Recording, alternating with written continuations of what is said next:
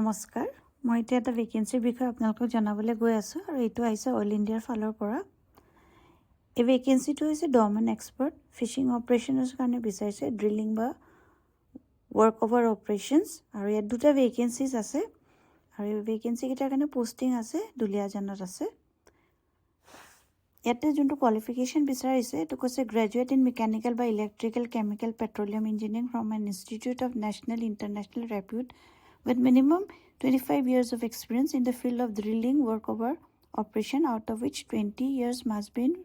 fishing operation. Retired hobo at least from grade G general manager or equivalent post from oil or any other PSU engaged in E&P activities under the Ministry of Petroleum and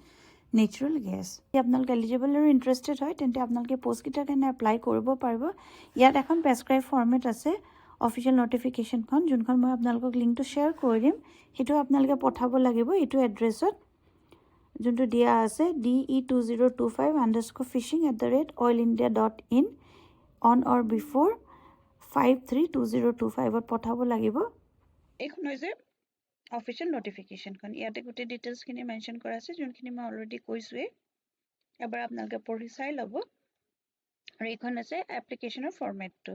এনেকৈ ধৰণে আপোনালোকে feel কৰিবলৈ এইখন email কৰি দিব লাগিব লগত যিখিনি ডকুমেণ্টছ মেনশ্যন কৰিছে সেইখিনি এনক্ল'জ কৰি দিব আপোনালোক যদি এলিজিবল আৰু ইণ্টাৰেষ্টেড হয় তেন্তে পোষ্টটোখিনি এপ্লাই কৰি দিব পাৰিব